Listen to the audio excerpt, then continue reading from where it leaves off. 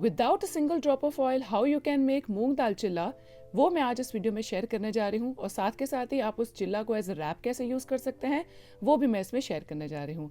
Welcome back to my YouTube channel and today I am going to share a very interesting recipe which is high protein, gluten free, PCOD friendly and it is diabetic friendly recipe.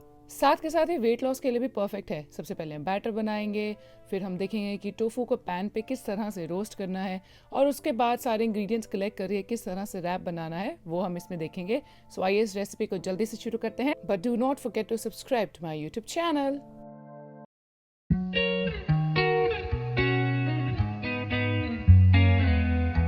इस recipe से आप तकरीबन 3 चिल्ला बना सकते हैं। उसके लिए मैंने लिया है 1/3 कप मूंग दाल और 1 कप फ्रेश वाटर डालेंगे। हम दाल को अच्छे से वॉश कर लेंगे। ये जो स्टेप है वो आपको 2 से 3 बार करना है और बहुत ही अच्छे से दाल को वॉश करना है। अब हम पानी को डिस्कार्ड कर देंगे और जो वॉश्ड दाल है उसमें हम डालेंगे 1 कप फ्रेश वाटर और हम इसको सोक करके रखेंगे तकरीबन 3 से 4 घंटे। अगर आपके पास ज़्यादा वक्त नहीं है तो आप गर्म पानी में भी इसको सोक करके रख सकते हैं। उस केस में आपको सिर्फ 1 आवर लगेगा। तो ये देखिए, इस तरह से जो हमारी दाल है वो थोड़ी सी बड़ी हो जाएगी साइज़ में और ये थोड़ी इस तरह से लगेगी। अब ये जो पानी है इसको भी आपने डिस्कार्ड कर देना है और ये जो सोक दाल है वो हम एक ब्लेंडर के अंदर डालेंगे।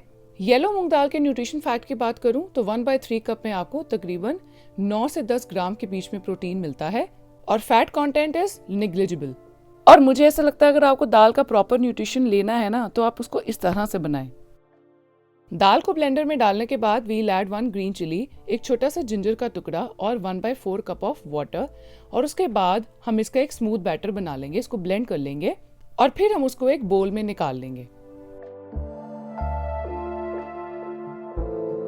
अब हम इसमें डालेंगे स्पाइसेस। तो मैं डाल रही हूँ 1/4 teaspoon of turmeric powder that is हल्दी, 1/4 टीस्पून जीरा पाउडर और नमक स्वाद के अनुसार।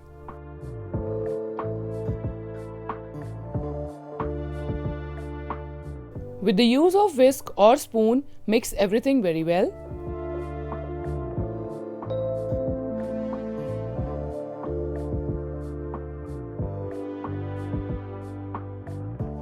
For a very good texture, I am also adding 30 gram of chickpea flour, that is बेसन। लेकिन आप उसको सीव करके डालिएगा। इससे क्या होगा, जो बेसन की छोटी छोटी गुठलियां होंगी वो आपके बैटर में नहीं आएंगी और आपका जो बैटर है वो स्मूथ बनेगा।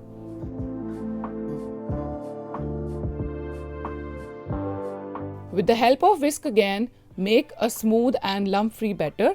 तो अच्छे से आप मिक्स कर लीजिए।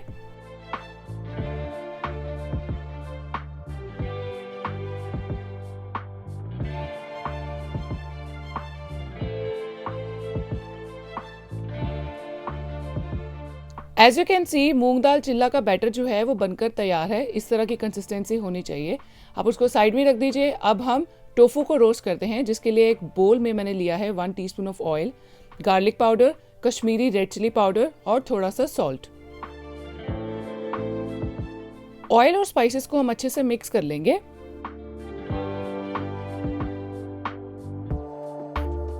अब मैं इसमें डाल रही हूँ 200 ग्राम एक्स्ट्रा फर्म टोफू। उसको मैंने क्यूब्स में काट लिया है और उसको हम स्पाइसेस के साथ अच्छे से कोट कर लेंगे।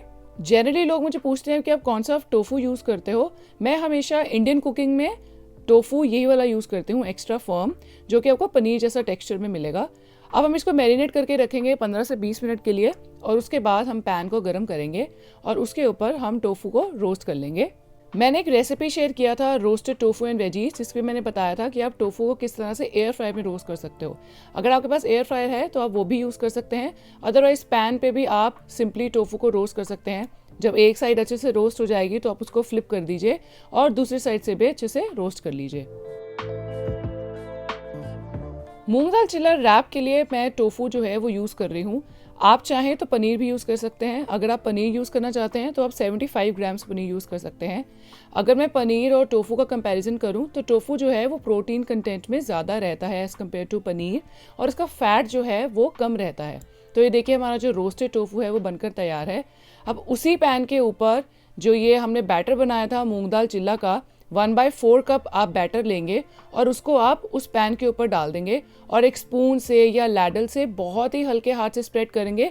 जिस तरह से आप डोसा रोल करते हैं उसी तरह से आपको ये बैटर रोल करना है मूंग दाल चिल्ला का। बहुत ज़्यादा पतला भी नहीं करना है पर बहुत थिक भी नहीं रखना है, बिल्कुल रोटी जैसा बनेगा ये बिल्कुल एंड में। जैसा कि आप देख सकते हैं मैंने इसमें बिल्कुल भी ऑयल नहीं लगाया है, लेकिन उसको एक अच्छी हीट पे रखा हुआ था तो अपने आप ही वो जब पक गया तो वो पैन से निकलना शुरू हो जाता है। वो उस स्टेज पे आपको इसको फ्लिप कर देना है और दूसरी साइड से भी हम 4 से 5 मिनट के लिए पका लेंगे। और दोनों साइड से जब ये अच्छे से पक जाएगा तो उसके बाद आप उसको पैन से निकाल सकते हैं। देखा, मैंने कहा था ना बिना किसी ऑयल के मूंग दाल चिल्ला बनाना बताएंगे। तो ये देखिए कोई ऑयल का यूज़ नहीं किया है मैंने और ये मेरा जो चिल्ला है वो इतना सॉफ्ट सा वो बनकर बिल्कुल तैयार है। एज आई मेंशन्ड अर्लियर, आप इस बैटर से 3 चिल्ला बहुत आराम से बना सकते हैं। 1/4 कप 3 पोर्शंस में अगर आप डिवाइड करेंगे तो इस तरह से आपको इतनी ही साइज़ की 3 चिल्ला बहुत आराम से मिल जाएंगे। और जैसे कि मैंने पहले बोला कि आपको बहुत ही हल्के हाथ से रोस्ट करना है। ये देखिए हमारा पैन इतना गर्म है इसलिए वो ऑलरेडी बबली टेक्सचर में आ रहा है और ये मेरा दूसरा चिल्ला है तो इसको बनने में ज़्यादा टाइम नहीं लगेगा। पहले वाले को थोड़ा सा वक्त ज़्यादा लगता है, अब क्योंकि पैन ऑलरेडी गर्म है तो इसलिए अब ये मेरा ऑलमोस्ट बन ही गया है। जितने में मैं स्प्रेड कर रही हूँ उतने में ही बन गया है। तो अब मैं इसको सिंपली जो है फ्लिप कर दूंगी और इसको टाइम जो है कंपैरेटिवली थोड़ा कम लगेगा। ऑयल का यूज़ इस वाले चिल्ले में मैंने बिल्कुल भी नहीं कर रही हूँ and as you can see कितना ईजिली इसको जो है मैं फ्लिप कर पा रही हूँ, कोई चिपक नहीं रहा है क्योंकि बैटर की जो कंसिस्टेंसी है वो बिल्कुल परफेक्ट है। तो अब हम रैप के लिए क्या करेंगे, 60 ग्राम लो फैट ग्रीक योगर्ट या आप हंकर्ड यूज़ कर सकते हैं, उसके अंदर 2 चम्मच मिंट चटनी डालेंगे और उसको अच्छे से मिक्स कर लेंगे। इसको हम एज ए ड्रेसिंग यूज़ करेंगे अपनी रैप के लिए। And as you can see हमारा जो मिंट ड्रेसिंग है बनकर तैयार है। इस रैप में जो वेजीज मैं यूज़ कर रही हूँ वो है lettuce, romaine lettuce, red bell peppers, shredded carrot and pickled onions. अब मैंने इसमें रोस्टेड टोफू जो चिल्ला बनाया था वो मैंने यहीं पे रख लिया है। तो this is my wrap station. Wrap बनाने के लिए हम एक चिल्ला लेंगे और उसके ऊपर हम मिंट ड्रेसिंग को स्प्रेड कर देंगे। Now I am spreading lettuce, आप चाहें तो बेबी स्पिनच भी यूज़ कर सकते हैं। और उसके बाद मैं इसमें डालूंगी रेड बेल पेपर। मेरे पास रेड कलर की बेल पेपर ही थी उस दिन जब मैं शूट कर रही थी, आपके पास मिक्स बेल पेपर है वो भी यूज़ कर सकते हैं। And then we will add the carrots. Next comes pickled onion, जिसकी रेसिपी मैं नीचे कैप्शन में मेंशन कर देती हूँ। और उसके बाद हम इसमें डालेंगे roasted tofu. I am adding a layer of masala yogurt, आप चाहें तो मिंट योगर्ट भी यूज़ कर सकते हैं। और ये जो हमारा रैप है वो बनकर तैयार है ना मज़ेदार इसको बनाना। तो आप इस रेसिपी को ज़रूर ट्राई कीजिए and do let me know how do you like it in the comments. और मेरे चैनल को सब्सक्राइब करना नहीं भूलें। Thanks for watching.